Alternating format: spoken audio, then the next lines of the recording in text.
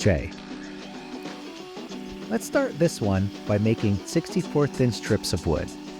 We're going to use them to make a bent lamination. We're using a ShopBot CNC machine to create a two-part form.